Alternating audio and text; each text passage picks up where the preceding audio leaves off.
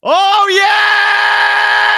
yes, baby! Welcome to House of Champions. Use friends, dropping your comments and questions in the chat, and make sure you hammer the like and subscribe buttons as we try to somehow review the action from today's World Cup final between Argentina and France. The 2022 World Cup is now in the history books, and in the house today, we got Lucho Garcia over in Spain. We got Michael the Hood in Austin, Texas, and no idea where you are, Heath Pearce. You're in California, baby. Later on in the show, we'll have also Jonathan Johnson and James Ben jump in with us. Nigel Rio Coker is not with us. He's out partying for some reason. But it is the World Cup final. Just a reminder to everybody out there from In Soccer We Trust, if you're an American soccer fan that follows the Stars and Stripes, make sure you check out another great pod in the CBS Sports Podcast family. That is, of course, In Soccer We Trust. Heath and his two former U.S. men's national team teammates, Jimmy Conrad, Charlie Davies. They cover every angle of the American game with a perspective that only they can offer.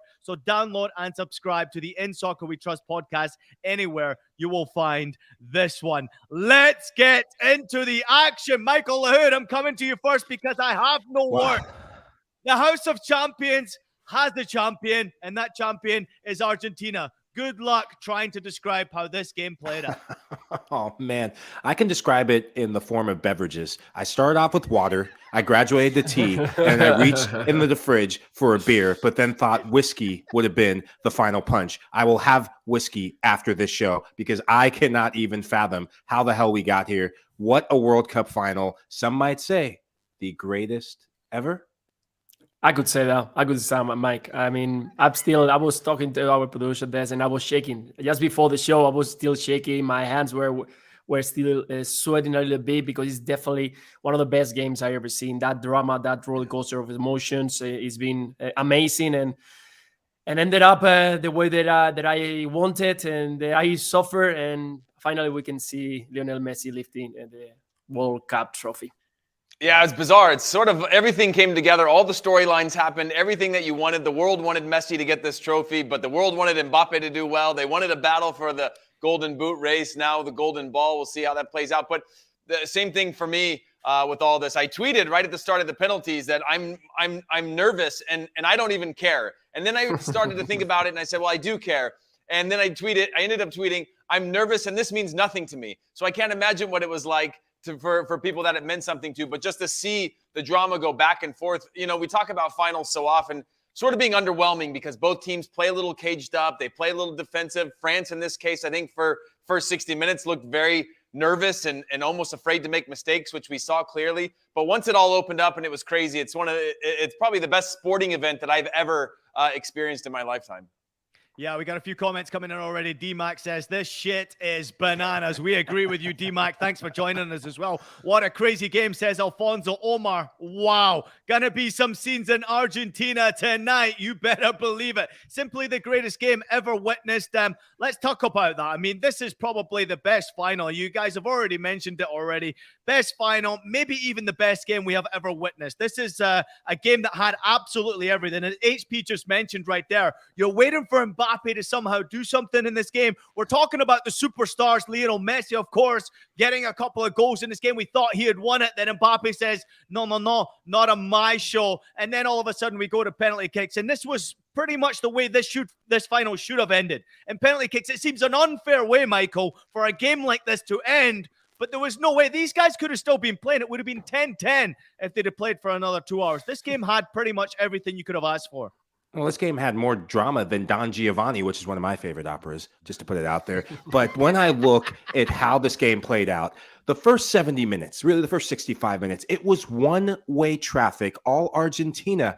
And it was down to the fact that Argentina wanted it more. There was a belief, there was a bite, there was an intensity about which they played the game. Defense, the way they defended, the way they broke out on the counterattack. And Lionel Messi was always going to get the headlines for this. But in those 70 minutes, had the scoreline stayed the same, the play of Angel Di Maria, man, that guy is an assassin. And I thought when he left the field, that is when the game changed. Yes, France made the subs, but the play of Angel Di Maria, the play of, I think, McAllister, almost lost my train of thought with him. Those two players, They were so dynamic. They took the focal point off of Messi. Yes, Messi hits the penalty kick, but I loved the fact that those two players really stepped up. And then the rest of the team, as soon as France built momentum, the rest of the team was always playing to take it to penalty kicks. And in the end, they had the better goalkeeper. In penalty kicks, if you have the better goalkeeper, you will win. And they did that today. Yeah, definitely you will have the advantage. But I think that France gave away too many minutes. I mean, those first 45 minutes where you have that kind of talent on the game, you need to use it. And I think they thought, okay, if we can control it at the end, Mbappe is going to show up. But when they realized maybe they were almost already too late, because Argentina went for it from the first minute. That intensity, that dynamism up front, every single time that they were on the ball, you could see there were something was going to happen. Mbappe didn't touch a ball. Dembele, you could see what happened. It was replaced just before halftime. So you know that some players were not involved. Some players were not mentally strong enough to face this game.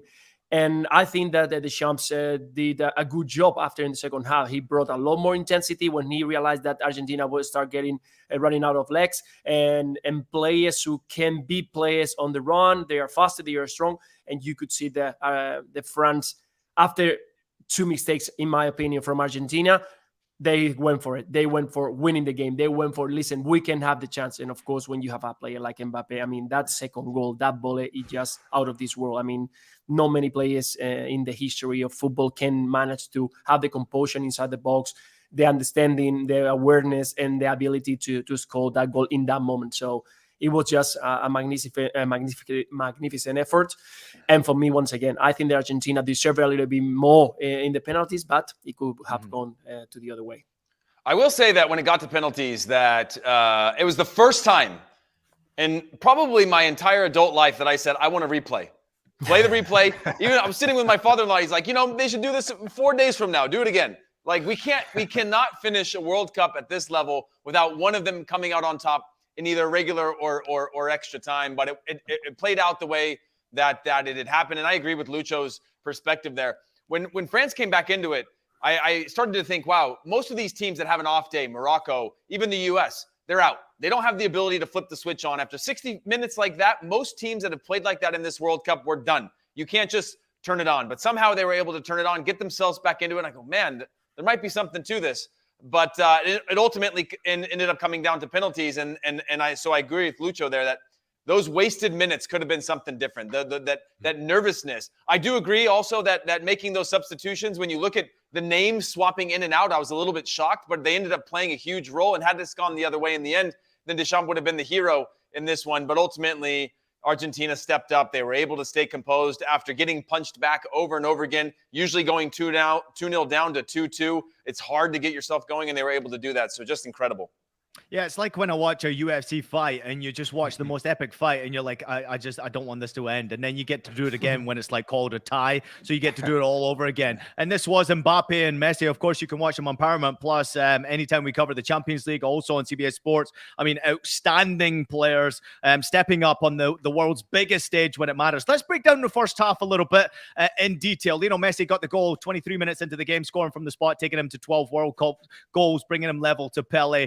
Di Maria won the penalty kick, and a great inclusion, of course, having Di Maria in the starting 11. We were all questioning it in the pregame show. A lot of people were talking about Di Maria. That's a bit of an interesting decision. Really silly from Dembele to make that challenge. It's almost as embarrassing to see him make that challenge.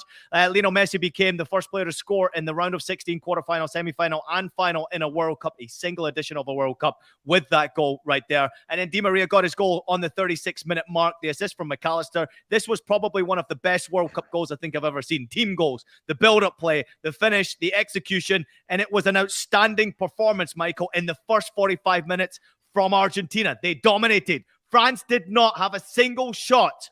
Not a shot at all. Never mind on target. Not a shot in that first 45 minutes. So up to the halftime point, we thought, job well done. Scaloni's done amazing. His team were well up for it. In midfield, they were terrific, and they were taking their chances.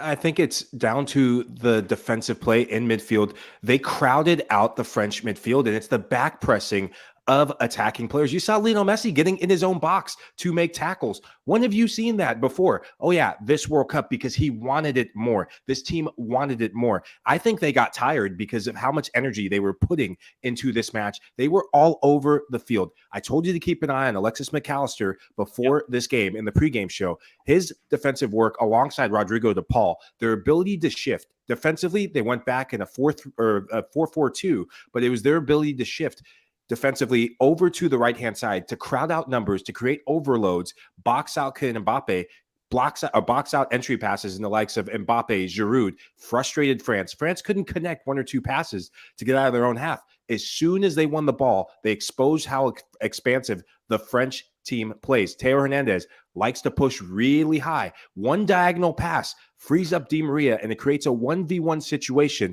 to isolate Jules Koundé. We've been saying it at this World Cup. Jules Koundé is not an outside back. He is a center back. He has played outside back at different levels. I think for this French team, he got exposed today going up against a true winger who was lights out. And as the game wore on, I credit Didier Deschamps with making the subs. That takes a lot of balls, balls in English, to make those sort of decisions. Thanks for spelling that out. Thank you, man. We have different. What was that word again? What was that word again? It was cojones! Guts. You know, it's a family show, so I got to say it. But it takes a lot of guts to make that sort of decision. Take out your leading goal scorer of your national team, second leading goal scorer on the team, taking out Dembele, who was woeful, should have been taken out much earlier, and putting in younger players. I thought the difference for France and how they got back in the game, Coman was a big addition, was they got tighter. In the first half, they were letting Argentina dictate too much play. They were letting them have too much time. It looked like a training match, stroll in the park for the Argentines. As soon as France started getting physical, the second goal proved it. Get tight, body Lionel Messi. Get a body on him. It takes away this mystique about Argentina, and Argentina were rattled. Good luck with that. Not until exactly. Yeah, Ian, but to that point, I think it's totally true. I mean, you cannot have the best player in the history of football free, running around in the middle of the park, having space to turn. Every single time Lionel Messi had the chance of receiving the ball, turning around, and see him find Di Maria in 3 occasions. Another one, Julian Alvarez. The once again, it was a nightmare for the defense. I mean, having a player who is running behind you every single time, it must be crazy, because this kid has been running. I mean, when we saw them being replaced, I mean, he couldn't run for one more meter. It was amazing. Those 45 minutes, putting on under pressure the two center backs, putting under pressure the right backs, tracking back, going back to make falls in the middle of the park, not allowing this French side to try to build. And they knew very well that the important players were Griezmann. He's been the key player for this French team. He didn't receive one single ball free. McAllister was on him. Enzo was on him. Every single time the ball was going near him, he was always with a man on him. And that's something that they did very well, the Argentinian team, not allowing the key player to turn around and build up. Of course, when you got Mbappe, you know that he can do it on his own. But it was just amazing. And once again, it was about the intensity, the desire. They wanted more. That's the best word. They wanted more. France was expecting, let's see how we do it. Let's see how if we can do something. But Argentina, from the first minute, they wanted more. And on top of that, on top of wanting it more, I think it was just another tactical masterclass, at least for the first 60 minutes, where not only did they deny Griezmann any ability, he was turning the ball over regularly, looked like he was out of the game. Then you had Rabiot struggling to find the ball and play through the midfield as well, which he's been one of the best in this World Cup at. He's been better than I've ever seen him at the club level. And then once the ball got to Mbappe, there was 3-4 players around him every single time, just not allowing him, forcing him to slow down, allow Argentina to get set up, get into good positions. And then at that moment, they couldn't figure out how to play quickly through it. When Messi got the ball, he knew when to speed the game up, slow it down. When Mbappe got the ball, no one could figure out how to be on the same page as him to be able to break those lines of press. And it was just a really impressive one. Obviously, there's another 100 minutes that went into the game that dictated in a different way. But when I just watched those first 60 minutes, it was just so brilliant.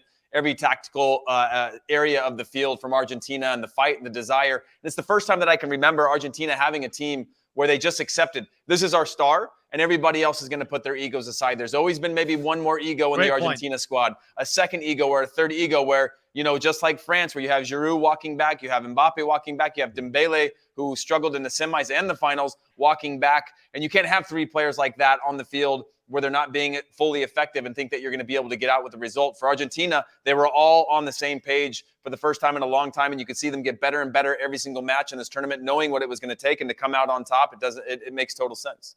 Yeah, I mean, that's a great point, Heath, right there. When you talk about the team buying into whatever Scaloni was selling, you saw the celebrations there. We're actually trying to get Nigel involved in the show some way because he's smoking cigars somewhere on South Beach right now, apparently too busy for us. But, I mean, listen, it's absolutely fantastic point right there because Argentina played for one another. They played for Messi. They played for Scaloni. The determination, the appetite in that midfield area, there was nowhere for France to go. Let's bring in Jonathan Johnson, of course, to the House of Champions. JJ, it's great to see you. And it's very disappointing from France. We're talking about that first 45 minutes performance. And actually, you could probably stretch out to the first 80-minute performance from France today. They just kind of got it all wrong. And in the first 45 minutes in particular, not even a single shot on target from them. And Argentina outclassed them up until they got their goal. Yeah, absolutely. I think France can feel major regrets with, the way that they performed for the majority of that first 80 minutes. I mean, I look at some of the things that happened, some of the uncharacteristic. I mean, Didier Deschamps making 2 substitutions before halftime. That tells me that there were some major doubts over certain players before the game. And we can point out, that France were going through some illnesses and blah, blah before the match. It did seem the fact that he was willing to take Giroud off before halftime suggests that perhaps that knock to the knee was more of a concern than we were allowed to believe. But, you also just cannot really defend what some of the players put out on the pitch, certainly in that first half. It was just, it was completely unrecognizable from the France team that we'd seen for the majority of the World Cup. I think, to allow Di Maria that much space, as Koundé did, was, criminal. Theo Hernandez, everybody has known that he'd be, France's weak point for the majority of this tournament. They've tried to get him at him as often as possible, and we saw why today. Yet, for France to be able to dig deep, and for the 2 guys who were thrown on, it looked like a bit of madness from Deschamps at the time when he put Thuram and put Randal Kolo Muani on. But Kolo Muani wins the penalty. Thuram sets up Mbappe. That sends the game to extra time. Kolo Muani extremely unlucky late on. A fantastic save from Aston Villa's Emiliano Martinez to keep him out. This game could have turned in so many different places. The fact that I think France managed to make it go all the way to penalties is an achievement in itself. It shouldn't take away from, what I think was a major no-show for the majority of the game. They will have to address that. I think part of that is also linked to the fact that France getting to the final, considering the way that they prepared for the tournament, everything that happened, probably felt like the achievement. So, perhaps we saw some of that in the performance, but I think a lot of players won back some points that they were in the process of losing at the beginning of that game with what happened in the final 10 minutes and then in extra time. Yeah, JJ, don't steal my thunder here, all right? We're talking about the first half. We'll get to the second half in just a minute here. Can you talk about Di Maria's performance? In the pre-game show, we were talking about Di Maria's inclusion and thinking, what the F is going on here? Di Maria thrown in, certainly offensive-minded. You obviously cover him intensely. Di Maria stepped up big time. I want to get everybody's opinion. We'll start with JJ on this one here. On Di Maria individually, for me, as far as I'm concerned, he was a man of the match today. I thought he was outstanding. Yep, Di Maria was sensational. It was vintage Di Maria, and I've seen a lot of really good Di Maria performances over the years for PSG.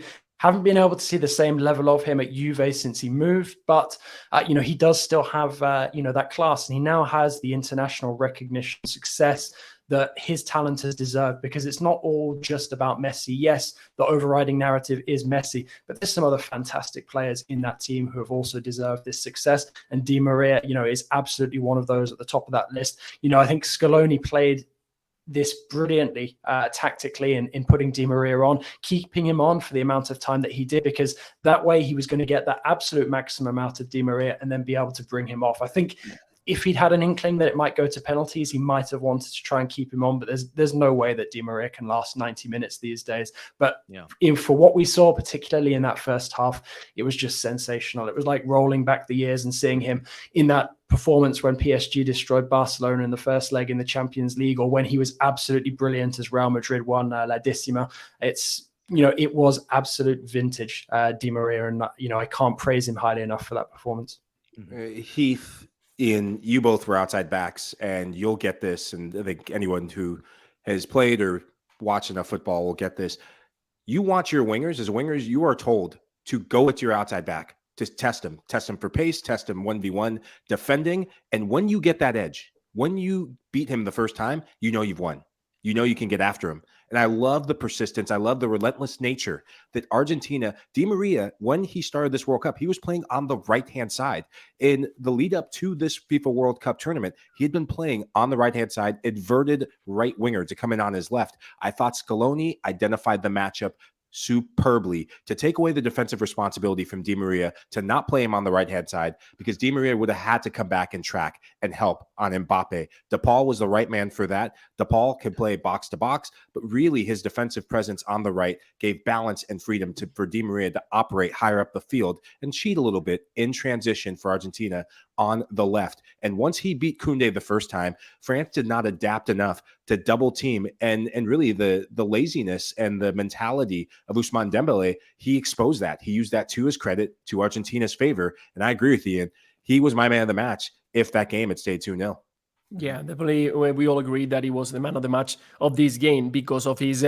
He was very sharp. I was surprised about that. When you don't play a couple of games, you look like maybe, and you're playing against players that they are strong and very fast. Koundé is a very strong and very quick player, and he turned around him a couple of times, like if he was 25. And I'm really, really surprised that he can handle this situation so freely. I mean, he was wide open, just waiting for the chance.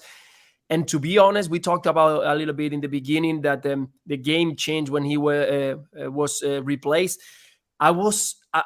I kind of would like to see him a little bit more, because I knew the French will go forward, will open a little bit, and he will have more chances. It's true that maybe he wasn't working or running as much as possible, but he was the key player at that moment. And when you have so much confidence, I understand this Scaloni wanted to close down a little bit that left side, try bringing another left back, doing as his job.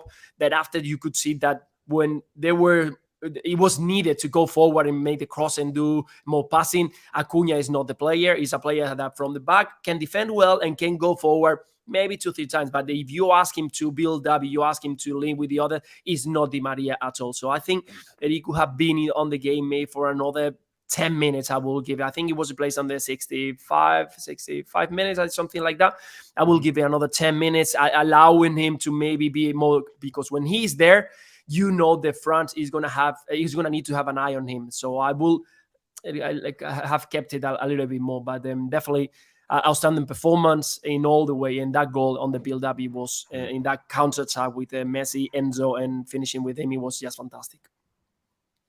Yeah, that's well said. And one of the things that I wanted to bring, just kind of shift the conversation a little bit off of Di Maria, was just the coaching staff, right? We talk a lot about Scaloni, but if you look below that, you have Aymar, you have Ayala, you have Walter Samuel. It's an entire staff of high-achieving footballers, and there's something unique to this to me. And obviously, we see footballers as head coaches and whatever, but to put a staff together with multiple assistants, I'm curious what everybody thinks about that, because it was going to come down to, and they've got long-term contracts, but it was going to come down to being able to execute in a moment like this. And we talk about Di Maria as an example of a staff of guys who've been there before, who've played at the highest level, who've executed, who've failed at the highest level, who've succeeded at the highest level. To come together, one, to be able to work together with that many egos is really difficult as a coaching staff. But two, to be able to look and say, we're going to go with Di Maria in the final in our starting lineup. When we all saw that, we were probably all a little bit shocked based on Di Maria's form at the club level, what we know that he's capable of, but hasn't necessarily achieved since leaving PSG. And I'm just, curious to throw it back to this group. I don't know where to start on just what that means for this coaching staff, and if there is something dynamic about this group that they put together in terms of managers and assistants. JJ, I'll let you go. I mean, I think, when you're putting together a coaching staff, it's certainly at international level, it's important to have a number of people who have really experienced, the game at that level, and have that emotion, for representing their country. Obviously, you need people who are switched on tactically, excellent in terms of motivation and sort of the technical preparation side of things. But you also need people who bleed, for the country's shirt. And I think, Scaloni, I mean, we don't remember Scaloni, with all due respect to him, we don't remember him as a player as being one of Argentina's sort of leading lights. I mean, we all recognize that he was an international, but he sort of wasn't like, sort of the caliber of, like, I don't know, players like Crespo, Zanetti, those kind of guys.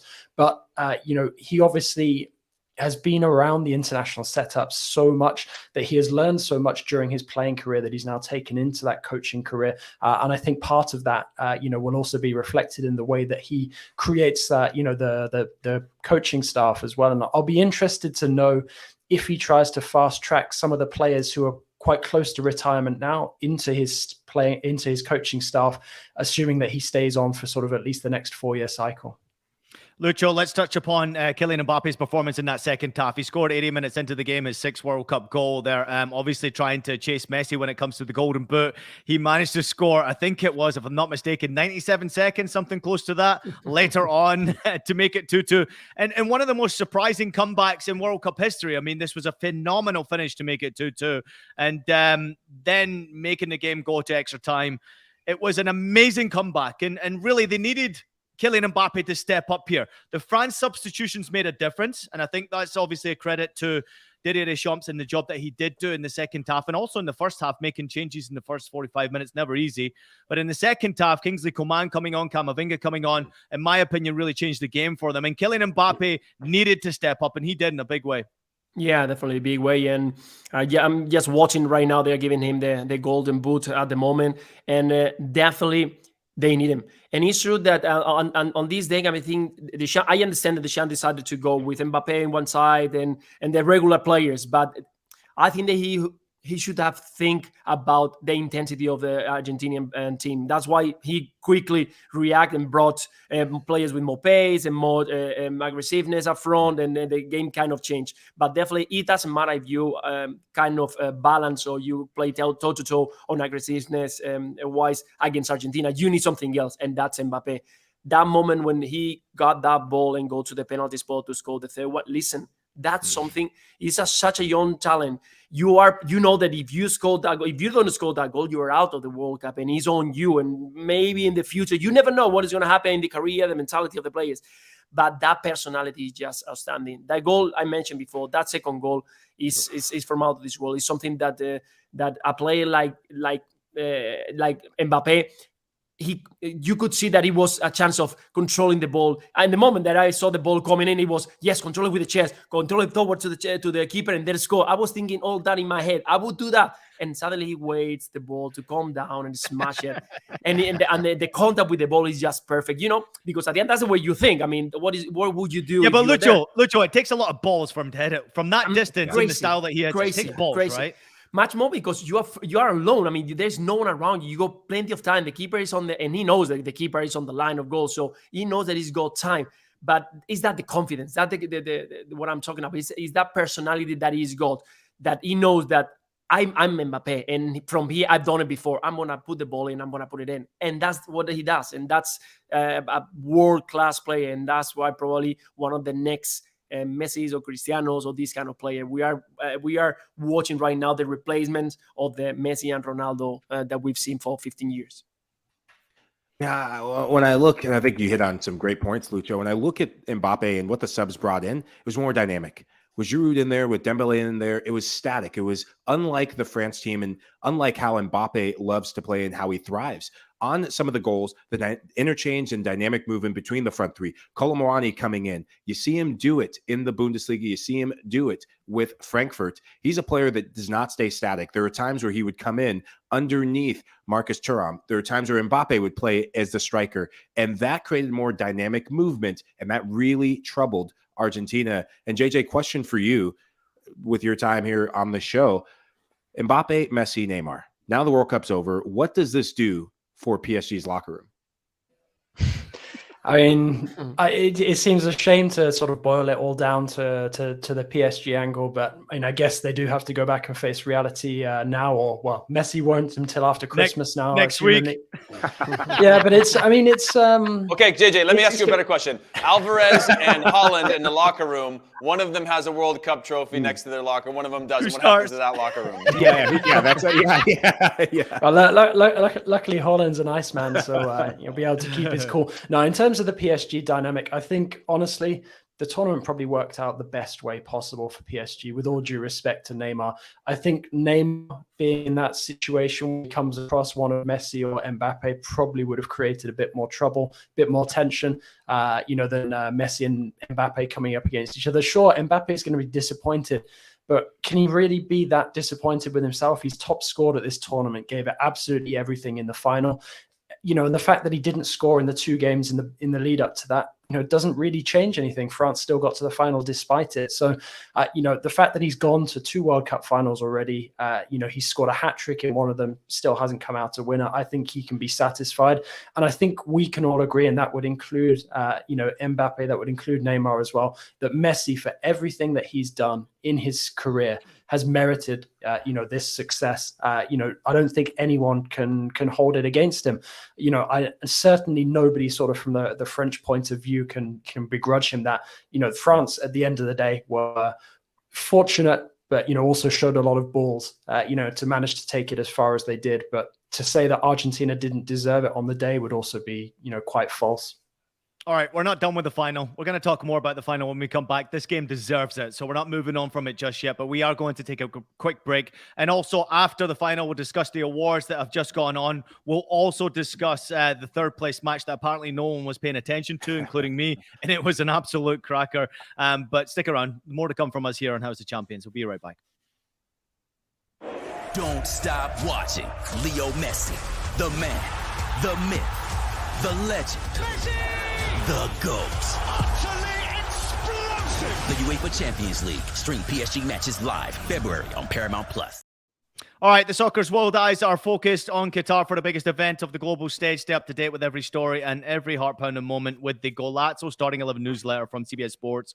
It's your ultimate guide to the beautiful game, taking you beyond the pitch and around the globe with expert analysis from everything you need to know in the world of soccer. Sign up today for free at cbssports.com/Golazzo. Once again, it's the Golazzo Starting 11 newsletter. You can sign up for free at cbssports.com/Golazzo. Everybody, welcome back to House of Champions. That game was simply sensational. So we're going to go back to this one. I just don't think we can move on right here, even though I feel like we probably should. I get a feeling that we're still waiting for this trophy to be hoisted before we can move on from it. Let's touch upon the penalty kick shootout here. JJ, I'll start with you. Obviously, Emi Martinez played a big role in this one here. He's won every single penalty shootout that he's featured in for Argentina, the 2021 Copa America semi-final, the 2022 World Cup quarterfinal, and also the World Cup final here against France today. But it wasn't just his penalty kick saves. He also made a magnificent save from Kolo Muani, who probably should have won the game for France in the closing stages of extra time. When you need your goalkeeper to step up and produce, Emi Martinez did. Yeah, absolutely. I mean, I hope he's, going to keep that record from penalty shootouts in the future with Villa as well. But honestly, I would rank that save against Kolo Muani above the penalty save, from Coman. I think genuinely that is the moment where France probably lost this World Cup final. To go clean through with seconds remaining and then be denied like that. It was a phenomenal save. I think Martinez might have asked himself, if he could have done better with Mbappe's second. That's not to take anything away from the finish, but I think he'll probably be disappointed with that. And I think he came close to getting a touch on the penalty as well for the first. But, Emi Martinez is, he's a colourful guy. He adds a lot, to international football. It's quite a heartwarming tale, really, to see how he's kind of exploded on the international stage so late in his career, because, it took him the best part of, 30 years to finally get the recognition that he deserved, to start getting first team football. And I know people are making a lot about sort of, his celebrations and how he can sometimes seem to be a little sort of like meat-headed in the way that he's behaving, but it's kind of part of his character. He brings just so much to the game. I love it. I don't begrudge him that. And, I think, he contributed massively to this Argentina success, not just in the obvious way from the penalty spot, but with that save from Colomboani. It was just phenomenal. And I'm lucky enough to have him as Villa's goalkeeper as well. Not for long. Yeah, let me add something to what James' point, and I think and he's totally spot on. I mean, France lost the tournament in that save, and I'm gonna recall to that final that we had, and I know that I've talked a lot about the 2005 final, but it reminds me so much. It was a 3-3, and in the extra time there is a chance with Shevchenko that, and I don't know how Jesse Dudek saved it. And that moment, you could see that the whole team of AC Milan knew that they were gone. There were no chance that they will have get that trophy. And today, I kind of saw that in the faces of France, because there was that chance that that you can go and get that trophy, and suddenly there's this mess that you're gone, because the mentality is very important when you're right in front of the penalty spot, and you know that you have to score the first one after missing the last chance of the game. Is gone, and I think that's why I think it's a fantastic talk what you said, JJ.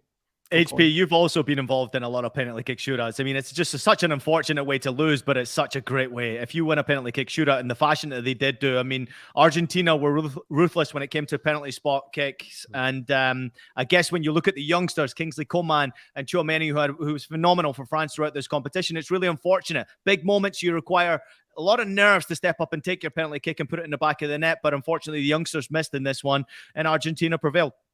Yeah, and I thought Coman would be able to convert, considering he had more legs than others. We're watching these players get to these penalty shootouts now after playing more than 2 hours of a match, these long stoppage times, and then you're going into extra time and then to a penalty shootout. And this is where I go back to Martinez as a goalkeeper. There's something about that energy that you believe when you have that type of energy. Yes, it is a little bit meatheady, and he's pounding his chest and he's, pumping up the fans, and that can backfire at any time, but he's clearly riding on this wave of, one, skill, and two, this belief that he can make the saves. And so once he makes that first one, that energy comes out into the team, and they know they've got somebody that if they can do their job, he's going to convert for them. And it just means so much. And obviously that intimidation, him throwing the ball away, doing all those little antics. When you're on the receiving end, yes, you're going to talk about it in the press. Yes, you're going to call it ugly. You're going to call it unsportsmanlike. You're going to call it whatever you want. But when you're that player stepping up, and I can't even imagine what it's like to step up in a moment like that, to have to convert against a player that's taunting you and playing these types of games, and you're down a goal in these types of moments, it's a lot to take on. And he's just chipping away at these guys. And then to see him explode off the line, the way that he was able to get to one of those penalties, I was shocked. I was for sure that thought they were going to run it back, that he left too early or that he wasn't on the line, but he was just ready to make those plays in those moments. And yeah, it's just great to see that. And again, that energy, when you've got it on your side, it's a great thing. It's horrible to play against. This game is a game of momentum. We saw it with the goal that France scored. It quickly became 2, and Argentina were on their heels. That save that he made against Colomboani, it set the stage to build momentum for Argentina. There's a bit of doubt if you're a young player now, because you think that's your chance gone. And if you're France and you look at body language in penalty kick shootouts.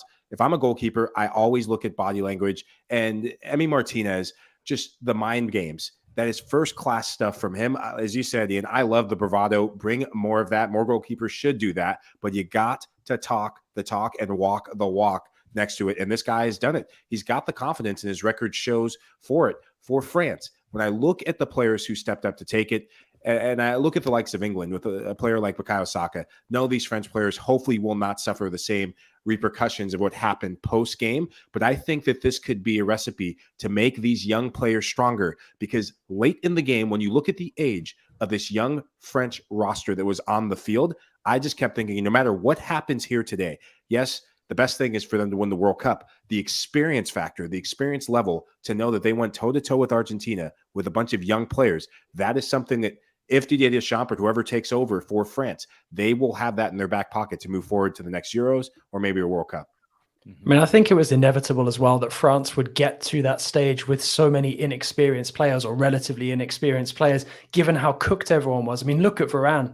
When Varane had to be subbed off, he'd literally given everything that he possibly could. I thought he collapsed, did you? I thought he was out. It was. I mean, you could hear in the French broadcast, that he was in excruciating pain. So I think so many players, dug deep, maybe deeper than they even thought was possible. Now, before I duck out, I've got a question for all of you guys, because I don't know whether we consider this a master touch from Scaloni or if it's just the luck that Argentina needed for this. But sending Dybala on last minute of extra time, you know that he's a penalty specialist. He's barely featured at this World Cup. There's a lot of debate about whether you send on a penalty specialist cold into a situation to take a penalty. It's worked out for Argentina here, but was it a gamble that where he got lucky, or are we considering this a masterclass from Scaloni? I'll throw it to Ian first, but I'd love to hear everyone's thoughts. I will say this. I thought that whatever he did, Scaloni, in this World Cup was a masterclass, full stop. I mean, I'm excited watching the trophy list right now.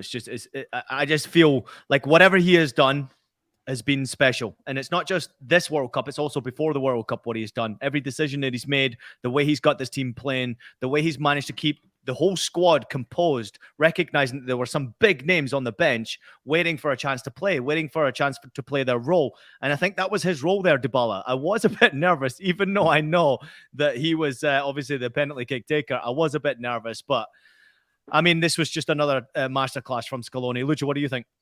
I heard Emiliano talking about that, especially on penalties, and no, it wasn't just on penalty. It was about the strikers and players who can be near the box. And what he said is that in these kind of moments, you cannot work on what they've done before because it's a totally different moment, situation, experience, atmosphere. So you need to feel your gut, what really you can see or you can read the moment of running, getting closer to the ball. That's something on the keeper, but definitely that specialists help them to understand what the players are doing when they are into the box, when they face their keeper. If there's a left-footed, if it's going to go down or higher, or normally they try to stop the ball. If you go face-to-face against Dembele, you know that at some point he can stop the ball or go with the left or go with the right. So that especially help him to understand this kind of situation. If you go 1v1, so I'm not going to tell you that last save can be in this category because it's the last minute and it's totally different, but definitely it helps because at the end it's something that you work, you preview before the game, and your body's getting ready. We call it muscle memory, and it's true that if you are aware about these kind of situations, you can be quicker in the reaction when you have to face them. So I think that helped. I don't know if to make them go and get the trophy, but definitely that's another add that Scaloni have brought to this World Cup. JJ, we're going to let you go here. I know you've got a busy evening, but we thank you very much for jumping in. I know it's unfortunate that France did not win this one, but you're also very happy for Messi and, of course, Argentina getting it done. Hey, France might not have won, but I think all of us as football fans won today. There's no way that anyone can really go home disappointed after such an absorbing game. I feel tired just having watched it from my sofa. Honestly, the emotional ringer that you get put through with that kind of absorbing encounter, there's nothing like it. I really don't think in my lifetime that I've seen such an entertaining World Cup, and it's been an absolute pleasure to share it with you guys. Yeah, great job from you as always, JJ. We appreciate you, man. So make sure you have a good night tonight. Thank you as always, brother. All right, let's move on. Golden ball, golden boot, golden glove has just been awarded here. Young player as well, also involved. Let's talk about the golden ball, which was awarded to Messi here. Michael, I'll come to you first, obviously, on this one. Is it finally over now, this debate? Because, I mean, we start to talk about the greatest of all time, which I absolutely hate. I hate this debate more than anything else. I just admire great players, full stop.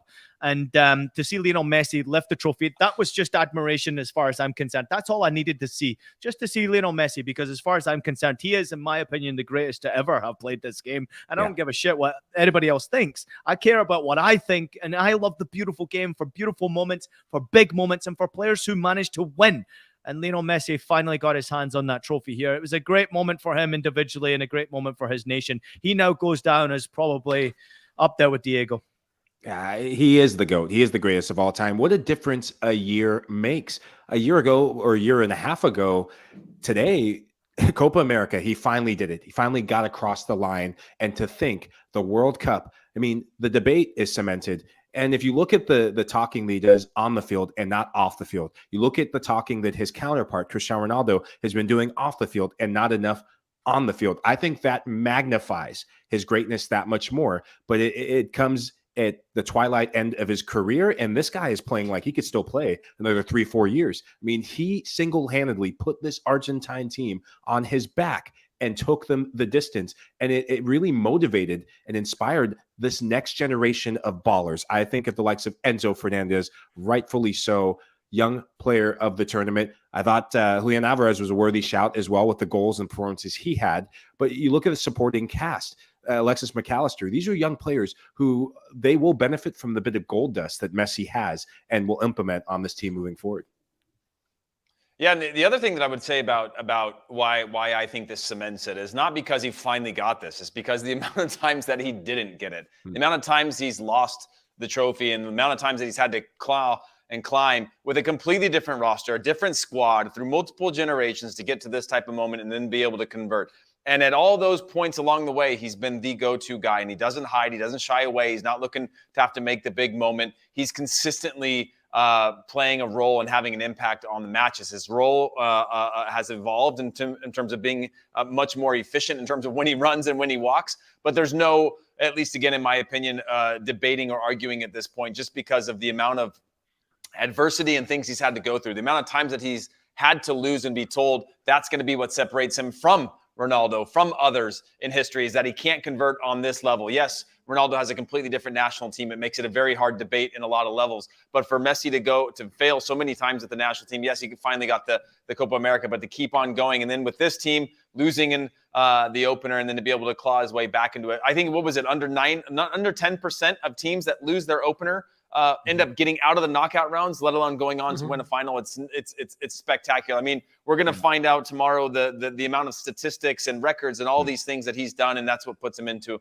a category of his own.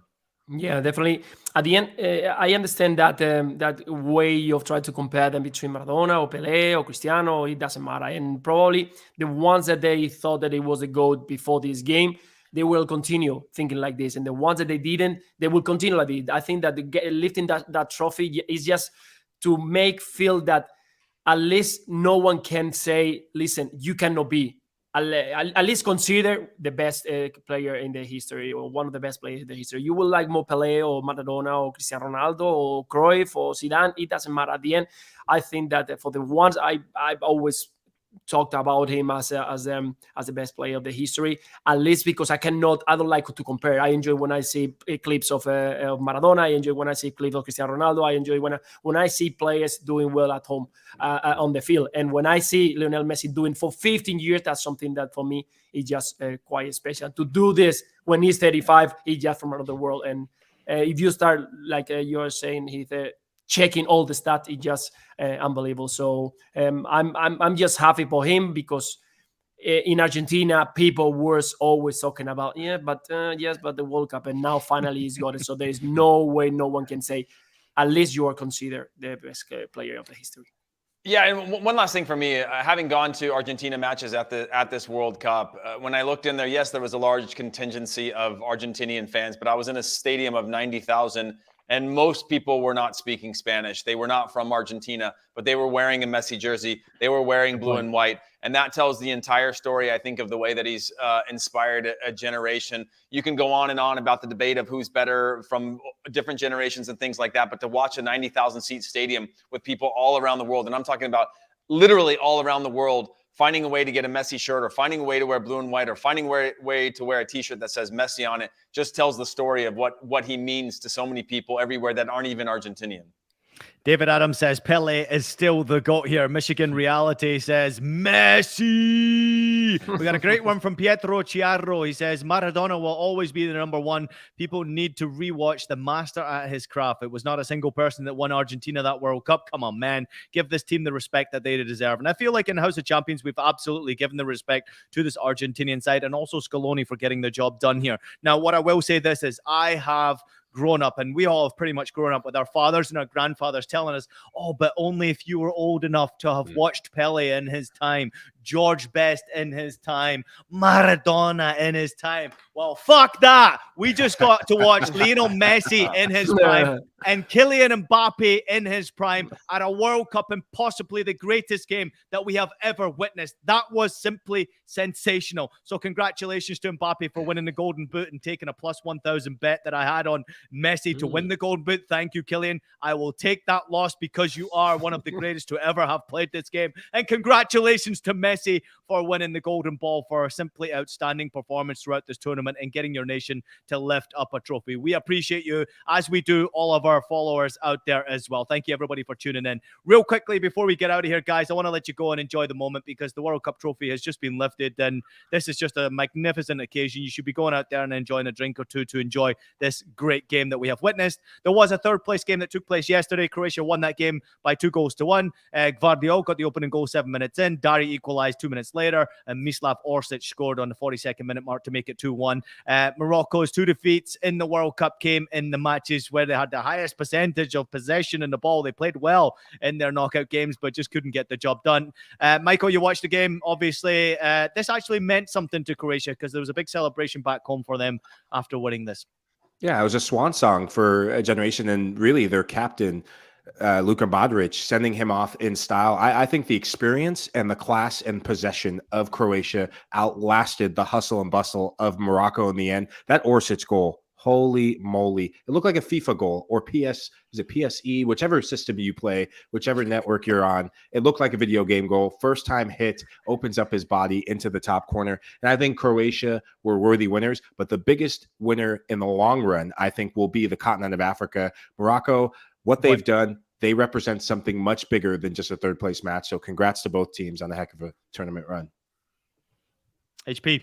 Oh yeah, sorry. I agree with that. I mean, it was again the storyline of Guardiola being sort of the talk of the town after being beaten 3 times in one play against Messi, and sort of the jokes that were made about him, the memes. He was sort of the even though he's one of the and I truly believe this, one of the best center halves in this entire tournament, and will be remembered as such. To be able to bounce back and score a goal, I think is incredible. And then just felt like Morocco went just one match too far in terms of injuries, in terms of fatigue, in terms of the passion and fight that they had. There's only so much that the body can physically give, and they just didn't have the ability to. That it was almost like towards the end of the game, they were just hoping and praying for a penalty, somebody to get kicked, somebody to get knocked, sort of playing some of the dark arts in that game. But overall, another spectacular match, and one that, even though people say they don't seem to care about these, drew a lot of eyeballs and drew a lot of attention, and 2 teams that I think is exactly who you want in a match like that.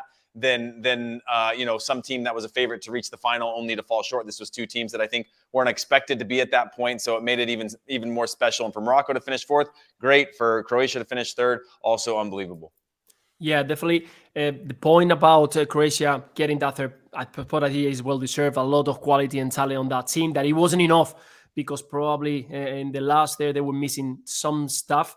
But definitely for Morocco, I think when you have had a plan that is been working, why you change it? Why you just try to face something that maybe you don't have? I think that they were brilliant, being very disciplined, hardworking, consistent at the back, and allowing the players up front just to make it, get that chances. Why change that? Why trying to show that apart from defending well and being disciplined, you can also have the ball and have the ability to have the possession. So I think that they will miss that one. We all love it. I think it's been one of the most exciting teams to watch, at least way understanding and analyzing football. And I think that they missed that. When you arrive to the last stage of this tournament, what is the best of the best of the best, you need to have or a plan that it was going to work 100%, or at least try to see what you have done to arrive there. If you change it, maybe when you want to get back what you were doing well, it's going to be a little bit too late. But well done. I think it's an amazing record what they have done, historic, and we'll see them in the next World Cup. Can I also just give a huge shout out to all our new followers and listeners and subscribers from Morocco and Croatia here on House of Champions. I mean, the numbers have been absolutely huge on our shows and on our clips that we've been putting out on social media. And we can't thank you all enough for joining the show and really creating this show, especially throughout the World Cup, because World Cup is about creating stories and creating magic. And it's about the fans more than anything else. Not necessarily about superstars and big moments. It's about the fans and these entertainment moments moments we have certainly enjoyed throughout this World Cup. So we can't thank our new followers and listeners from all across the world who have jumped on board with us. That's it. Another World Cup is in the book. Again, I go back to it. We can't thank everybody enough for really joining the show across, obviously, House of Champions or In Soccer We Trust with the US men's national team run. It's been awesome to have you aboard. All the comments, all the people who have been sharing their opinions, their thoughts, and really joining in the fun that we have had. I am absolutely freaking knackered, man, and I cannot wait to go on vacation. When you look back, last question to all of you boys, I'll start with you, Mike. When you look back at this World Cup, it was a controversial one in Qatar. We're playing in the winter. Christmas is next week. I can't believe I'm even saying that. But this will go down as one of the best World Cups we have ever witnessed. I think we all have been given an early Christmas gift, and we saying Merry Christmas to all of you and those of our viewers who celebrate Christmas. But this is the World Cup of Ages, and it was put in an arena, put in a part of the world that's never been done before. There's a lot of controversy coming in, but at the end of the day, the football did the talking on the pitch, and we were all rewarded for that. Yeah, I think there's nothing more for me to really add on that. Obviously, the product on the field won out, the passion from the fans, the national teams, all of those things were what sets this thing apart and helps us distract us from our day-to-day lives and get involved in supporting something. Again, I had no stakes in this final, but it felt like it. I was nervous from start to finish, and I think being able to be captured or swept away for a couple hours to enjoy something at that level is just again, that from start to finish of this tournament has been spectacular. It's been amazing. A lot of emotion, roller coaster from the day one to the last one. We have a fantastic game, fantastic players coming on, new players, players that we have to say goodbye probably from the World Cup, big players who we are not going to see them again on a World Cup. But it's been a lot of emotion. And at the end, I think that fairy tale that has been coming for the past 4 years comes to an end in a beautiful way. That is the ice on the cake with Lionel Messi lifting the trophy. I think it's just fantastic just to see that fairy tale coming true. And well, I enjoy so much. I had so much fun with you guys analyzing every single time. The surprises, the knockouts, the good days and bad days of Spain, of course. So it's been amazing, and definitely it's been one of the best ones that I have the chance of watching. Hey, Lucho, you know where 2026 is, right? Any chance we can get you stateside for that one? Oh, looking forward to that one. Yes, it's going to be fun. Yeah, baby. Hey, In Soccer We Trust is going to blow up between now and then. Yeah. I can't wait to watch it. All right, thanks to everybody out there for listening to House of Champions and In Soccer We Trust. Please make sure you take a minute and leave us a rating and a review on your favorite podcast platform. We're available on Apple Podcasts, Spotify, and Stitcher, wherever else you listen to podcasts. Also available as videos, so subscribe to us on YouTube. Tune in again tomorrow at 9 a.m. Eastern as I get fired into the great Fabrizio Romano. We pick his brain for the latest intel ahead of what promises to be an incredibly busy January transfer window. And also a reminder, Heath will be back with Charlie Davies tomorrow at 1 p.m. Eastern for In Soccer We Trust. I want to say a big thank you to everybody out there for joining our show throughout this World Cup. It's been a real pleasure, a real honor. We've seen record numbers, and we can't thank you all enough for that across In Soccer We Trust and House of Champions. Spread the word, leave a review. We appreciate you. Enjoy, everybody. This has been one of the best moments in the best ever World Cup final I think any of us have ever seen. We'll see you next time.